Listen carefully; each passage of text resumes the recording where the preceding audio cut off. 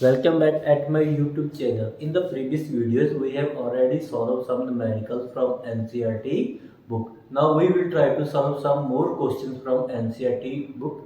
Let us start our new lecture. देखिए students, हमें इस क्वेश्चन में क्या दिया हुआ है? इस क्वेश्चन में हमें दिया हुआ एरिया दिया हुआ है और हमसे क्या पूछा गया है? डायमेंशन. उसके बाद सेकंड पार्ट में हमें वॉल्यूम दिया गया है और उसकी भी डायमेंशन पूछ ली गई है. तो देखिए स्टूडेंट्स, इसमें हमें नया कुछ नहीं करना, हमें जस्ट इनको फैक्टराइज करना है. जो फैक्टर बनकर सामने आ जाएंगे वो ही इसकी पॉसिबल डायमेंशन होगी. Let us start. देखिए स्टूडेंट, हमारा पहला एक्सप्रेशन इस टाइप का है. तो अब हमें करना क्या होगा? फर्स्ट और लास्ट को आप मल्टीप्लाई कर दीजिए तो आंसर मेरा आ जाएगा 300. अब मुझे दो नंबर ऐसे ढूंढकर लाने हैं जिसका सम करूं तो 35 आ जाए और मल्टीप्लाई करूं तो 300. देखिए 20 इंटू 15 प्रोडक्ट कितना आ गया? 300. अगर मैं इसको सम कर देता हूं दोनों का तो कितना आ जाएगा? 35. Now 25a square minus 20a minus 15a plus 12 that is 20e. अब इन दोनों में से एक तो a कॉमन है और एक 5 कॉमन है. अगर मैं 5a कॉमन ले लूं तो मेरी वैल्यू बन जाएगी यार इज 5a माइनस 4. इन दोनों में से अगर मैं माइनस 3 कॉमन ले लूं तो ये वैल्यू बन जाएगी 5a माइनस 4. तो मेरे फैक्टर्स बन जाएंगे 5a minus 3, 5a minus 4 and this is my possible dimension of this area. अब ये किस फिगर का एरिया रहा होगा? देखिए स्टूडेंट्स, जहां दोनों के दोनों फैक्टर्स डिफरेंट हैं तो ये रेक्टेंगल का एरिया रहा होगा. इसके बाद हम अपने नेक्स्ट पार्ट पर प्रोसीड करते हैं.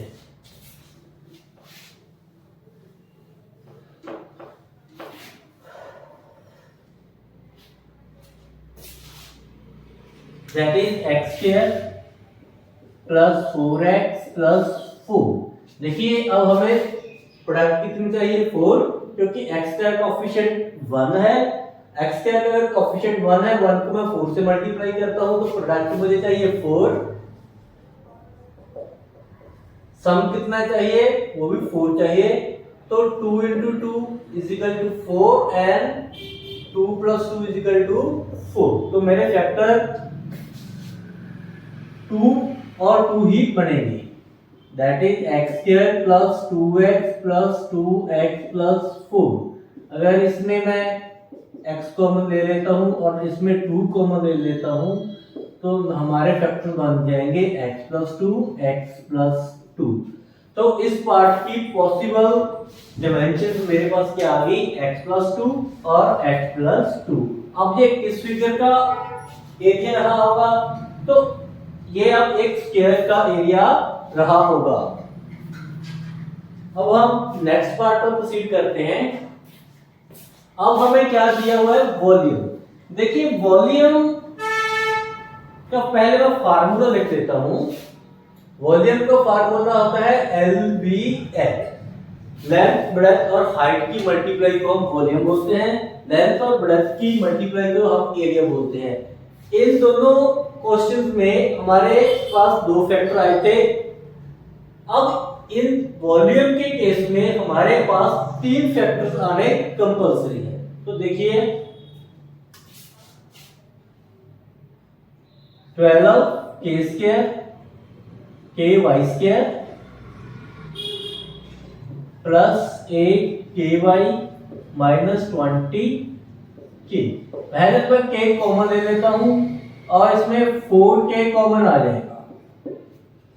कितना कॉमन आ जाएगा? 4k. जहां मेरे पास बच जाएगा 3 into y square plus 2y minus 5. तो देखिए स्टूडेंट्स, अब हमें मल्टीप्लाई चाहिए 15. मल्टीप्लाई चाहिए 15. फर्स्ट और लास्ट को अगर मैं मल्टीप्लाई करूं तो मेरा आंसर आ रहा है 15. और सम और डिफरेंस कितना चाहिए 2। देखिए स्टूडेंट्स, मुझे मल्टीप्लाई -15 चाहिए यानी कि नेगेटिव चाहिए। तो अब एक फैक्टर मेरा प्लस का होगा और एक क्या होगा माइनस का। जहां साइन मेरा प्लस का है तो जो मेरा बड़े वाला फैक्टर होगा अब वो क्या होगा प्लस का। तो 5 3 15। अगर मैं 5 को इस टाइप से लिखूं तो मेरा क्या बन जाएगा 2। तो देखिए फैक्टर्स हमारे क्या बन जाएंगे 4k बाहर 3y² plus 5y minus 3y minus 5, that is 4k। इन दोनों में से मैं y कॉमन ले लेता हूं तो ये बन जाएगा 3y प्लस 5। अगर मैं इन दोनों में से माइनस कॉमन ले लेता हूं ये बन जाएगा 3y प्लस 5। तो ओवरऑल फैक्टराइजेशन मेरी क्या हुई y माइनस 1। इन दोनों को मैंने मर्ज कर दिया और इन दोनों में से एक लिख लिया। तो देखिए स्टूडेंट, अब इसको मैंने फैक्टराइज कर दिया तो 3 फैक्टर बन गए।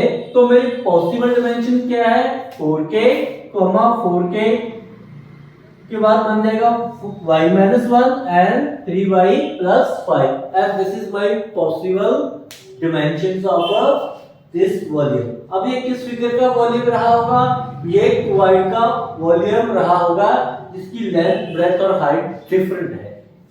अब हम अपने लास्ट क्वेश्चन पर प्रोसीड करते हैं, इस लास्ट पार्ट पर प्रोसीड करते हैं।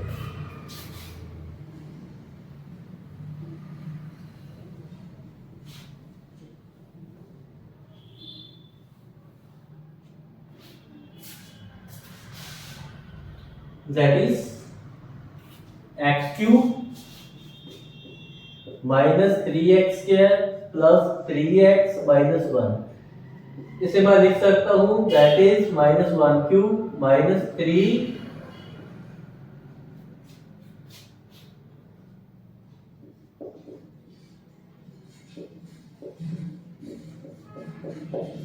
तो देखिए स्टूडेंट जे इसे मैं कंपेयर कर देता हूं a cube minus b cube minus 3a² b plus 3ab²। अगर इसमें 1 का स्क्वायर लिख दूं इसकी ओवरऑल वैल्यू होती है a minus b cube.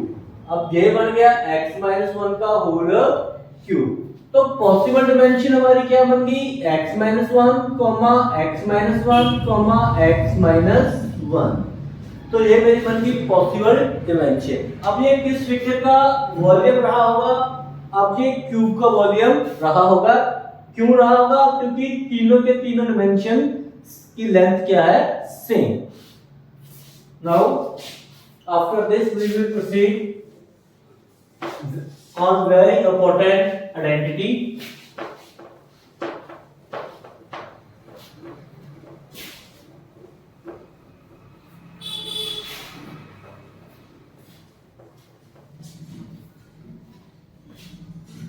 That is a cube minus b cube। इसकी वैल्यू होती है a minus b into a square plus b square plus a। तो देखिए हम इसका प्रूफ भी लिख देते हैं। मैं इस साइड को सॉल्व करने की कोशिश करता हूं। That is a minus b into a square plus b square plus a।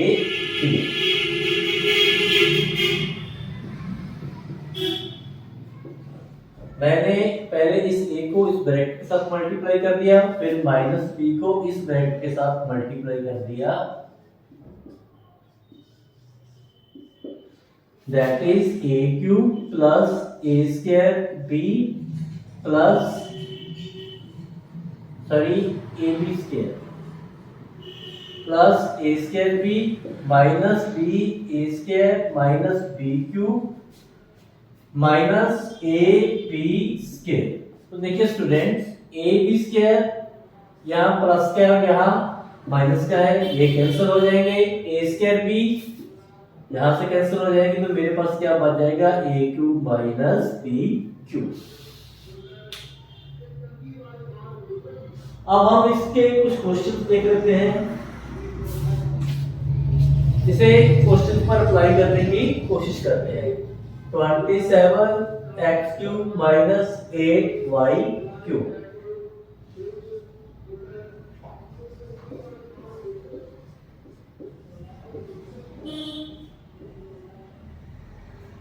तो a की वैल्यू मेरे पास आ गई 3x और b की कितनी बन गई 2y।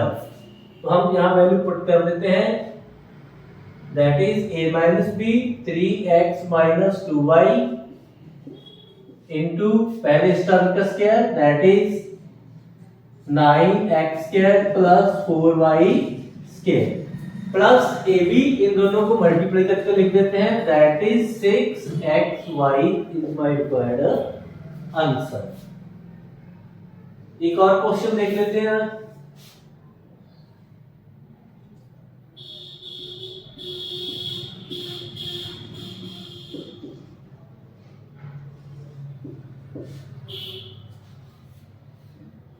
तो अब हम इसे लिख सकते हैं 4x का होल क्यूब माइनस 8y का होल क्यूब। अब a की वैल्यू मेरे पास 4x है और b की वैल्यू 8y है, तो हम फार्मूला अप्लाई करते हैं इस साइड से, that is 4x minus 3y 16x square plus 9y square plus इन दोनों की multiply, that is 12xy is my required answer.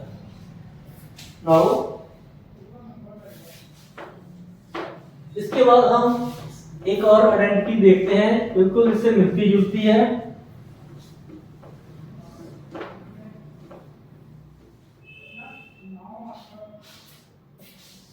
That is a cube plus b cube which is equal to a plus b, a square plus b square minus a b।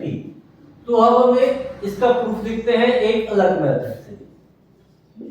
पहले हमने जो proof लिखा था इन दोनों को multiply किया था, अब हम एक नए मेथड से ट्राई करते हैं।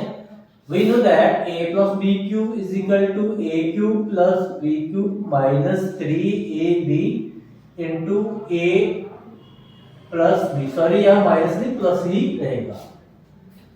तो देखिए students, a cube plus b cube की वैल्यू मेरे पास आ गई a plus b cube minus 3ab into a plus b। मैंने इस टर्म को इस साइड शिफ्ट कर दिया। देखिए इन दोनों में से a प्लस b कॉमन आ जाएगा, ब्रैकेट में रह जाएगा a प्लस b का होल स्क्वायर, यहाँ पावर 3 से बाहर आ गया, माइनस 3ab। अब ये वैल्यू बन जाएगी a plus b that is a square plus b square minus 3ab plus 2ab। इसका 2ab मैंने यहां लिख दिया। अब ये ओवरऑल वैल्यू बन जाएगी a plus b that is a square plus b square minus ab and this is my required identity. अब हम इसे क्वेश्चन पर अप्लाई करने की कोशिश करते हैं। देखिए student, 27x cube plus 64y cube. अब हम इसको फैक्टराइज करेंगे इसकी तरफ से। तो 27 क्यूब को मैं लिख सकता हूं 3x का होल क्यूब, इसे मुझे लिखना पड़ेगा 4y का होल क्यूब। इस साइड तो मेरी बन गई, अब इस साइड को हम यूज करेंगे, that is a plus b।